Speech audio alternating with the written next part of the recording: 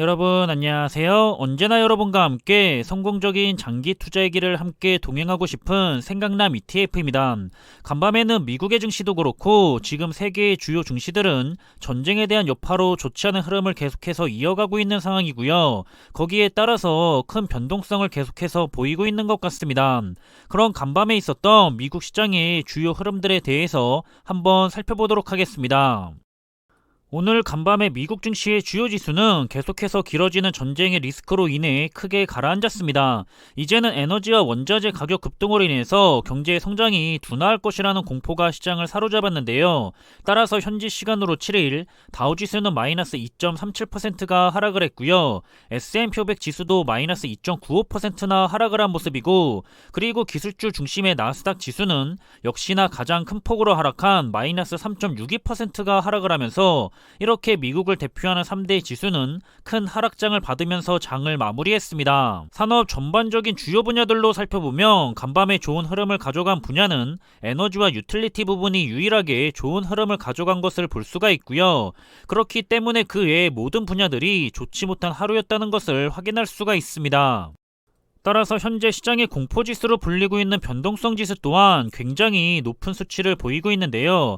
현재 수치는 지난 코로나 팬데믹보다는 아래에 있기는 하지만 그래도 여전히 30 이상을 유지하고 있기 때문에 시장은 갈수록 계속해서 점점 더 높은 공포감을 느끼고 있다는 것을 확인해 볼 수가 있습니다. 그럼 우선 대표적인 우량한 기술주 기업들의 흐름을 살펴보면 역시나 기술주 기업들의 흐름이 좋지 않았던 만큼 모든 기업들이 하락세를 가져간 모습이고요. 시간의 장에서도 모든 기업들이 추가로 더 하락하는 모습까지 확인해 볼 수가 있기 때문에 오늘 국내장에서 관련된 두 가지 ETF는 모두 하락세를 보이지 않을까 예상을 해볼 수가 있습니다. 그리고 우리 투자자들이 역시나 많이 투자하고 있는 분야인 S&P 500과 나스닥 100, 반도체, 미래자동차, 그리고 2차전지 분야까지 대표적인 투자 분야들은 역시나 모두가 크게 하락을 했고요. 그리고 시간의 장에서도 2차전지 배터리 ETF 한 개가 조금 반등을 하기는 했지만 대체적으로는 더 하락하려는 모습들을 보여줬습니다. 다음 살펴볼 분야는 애안산업과 우량주, 바이오와 헬스케어, 그리고 신재생 에너지 테마의 ETF들인데요.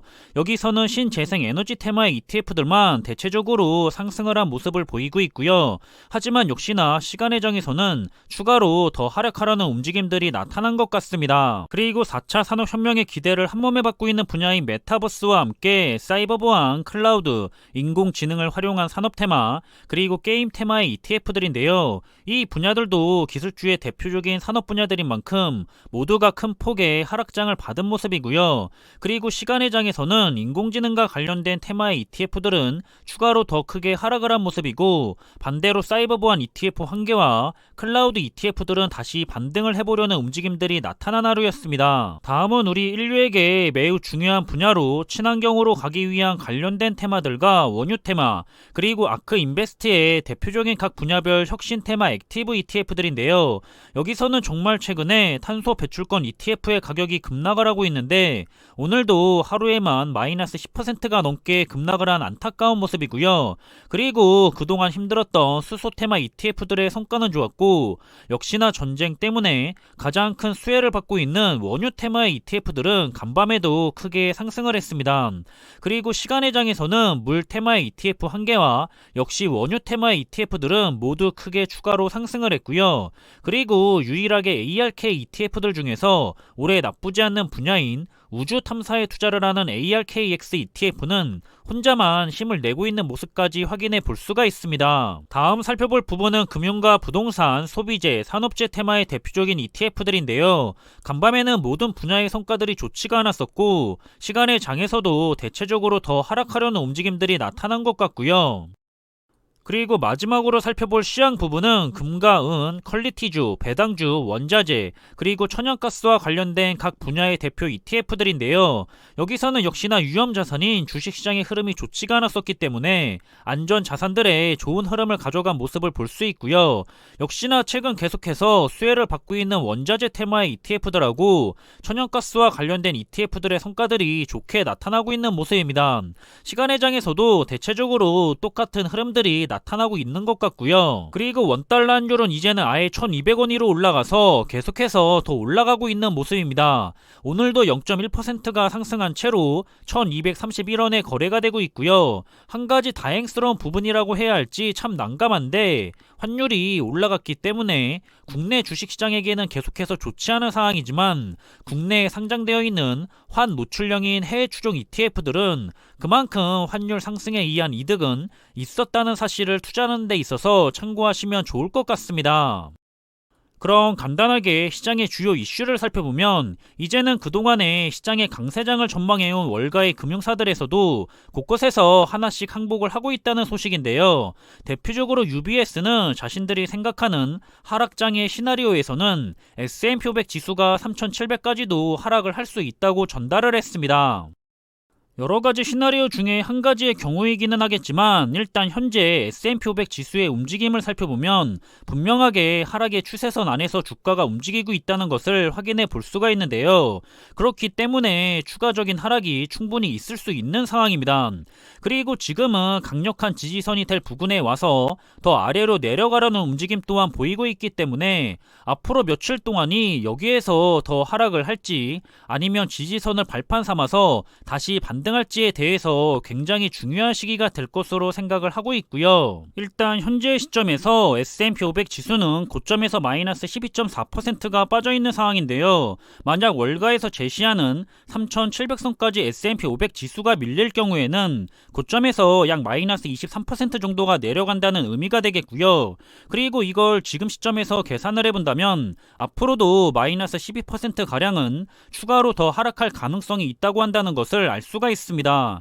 그리고 이걸 또 주가의 시점으로 본다면 약 1년 전 이상의 주가의 상태로 다시 되돌아갈 수도 있다는 의미로도 해석을 해볼 수가 있습니다. 그리고 저는 조금은 더 긴 기간 동안의 추세선으로도 살펴보려고 하고 있는데요. 사실 긴 추세선으로 살펴보면 S&P 500 지수가 3700선까지 하락을 할 수도 있겠지만 원래의 추세선의 자리인 3000에서 3500선까지도 충분히 제자리를 찾아서 하락을 할 수도 있을 것 같다는 생각을 해보고 있었고요. 언제나 그렇듯이 투자자들의 욕망에 의해서 시장이 추세선을 벗어난 큰 폭의 상승장을 받게 되면 또 언제나 그렇듯이 시간이 지나고 나면 다시 원래 자리로 되돌아온다는 사실을 다시 생각해 볼 수도 있지 않을까 하는 염두를 해두고 있기도 합니다. 절대로 여기에서 더 크게 추가 하락을 하지 않는다고는 시장의 사정이 여러모로 정말 좋지가 않기 때문에 말할 수가 없을 것 같은 상황인데요. 일단 전쟁의 리스크가 너무 크게 심해지고 있고요. 따라서 이제는 인플레이션이 아니라 스태그플레이션까지 우려가 되고 있는 상황이죠. 지금 현재는 1차적인 하락장에 의해서 현실을 부정하는 단계가 아닐까 저는 개인적인 생각을 하고 있고요. 만약 여기서 2차적인 하락장이 시작이 된다면 다시 한번 많은 투자자들이 변동성을 이겨내지 못하고 투자의 실패의 길로 들어서게 될 거라 생각이 됩니다. 매번 위기시마다 반복이 되는 패턴일 뿐이고요.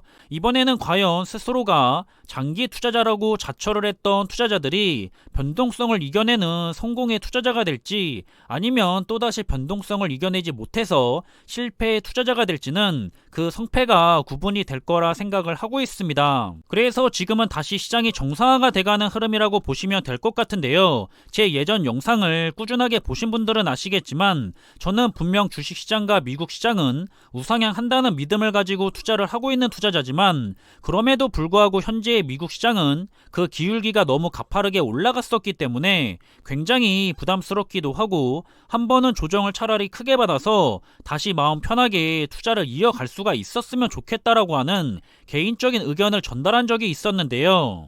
아마 지금이 그 시점이 된 것이 아닌가 싶고요. 물론 예상치 못했던 전쟁의 리스크가 너무 커지면서 그럴 가능성이 높아진 거라고 생각을 하고는 있지만 시장은 언제나 그렇듯 우리들이 미처 예상을 못했던 부분들이 크게 문제가 되면서 시장 역시 크게 가라앉고는 하죠.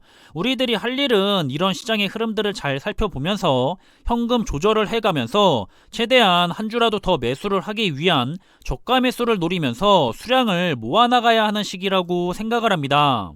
금리 인상과 인플레이션은 예상했던 위기라서 문제가 크게 되지 않는다고 생각을 했었다면 이번 전쟁은 결국에는 위험만 하고 발생은 하지 않을 거라고 생각을 하고 있었고, 실제로 전쟁이 발발했을 때도 빠르게 종료가 될 거라 예상을 했던 시장의 전망은 이제 어긋났기 때문에 이렇게 길어지는 전쟁의 리스크로 인해서 이제 인플레이션을 벗어나 스태그플레이션은 분명 문제가 될 여지가 높아 보이는 시점이기는 한 것 같습니다. 하지만 저는 언제나 그렇듯 10년, 20년을 바라보는 장기 투자자고요. 주가가 크게 하락을 하면 좋은 투자 종목의 수량을 늘려나가는 데 집중을 할 뿐이고요. 이런 게 주식시장이라는 것을 알고 시작했기 때문에 특별하게 걱정이나 스트레스를 받지는 않고 있습니다. 여러분들도 진정한 장기 투자자라면 지금의 시장이 많이 힘드실 수도 있겠지만 현명하게 잘 이겨냈으면 좋겠고요. 시장은 앞서 보셨듯이 그럼에도 불구하고 위로 우상향한다는 사실을 우리는 모두가 알고 있잖아요. 모두가 지금을 꼭 잘 인내해내는 성공적인 투자자가 되시길 바라겠습니다. 그럼 이번에 준비한 내용은 여기서 마무리하겠고요. 그럼 모쪼록 남은 하루의 시간 역시 편안한 시간이 되시길 바라겠습니다. 항상 준비한 내용들이 여러분들과 함께 투자하는 데 있어서 많은 참고가 될 수 있는 그런 좋은 영상이 되기를 바라고 있고요. 심리적으로도 그리고 좋은 정보로도 도움이 되었으면 좋겠습니다. 그럼 영상이 도움이 되셨다면 구독과 좋아요 부탁드리고요. 저는 다음에 더 좋은 정보들로 찾아뵙겠습니다. 감사합니다.